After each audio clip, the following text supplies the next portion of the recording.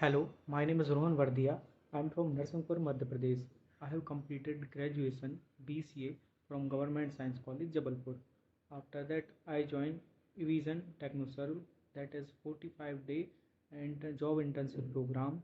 There I learn more things like Windows, Linux, troubleshootings, servers handling, workshops, and how to prepare the for the interviews also.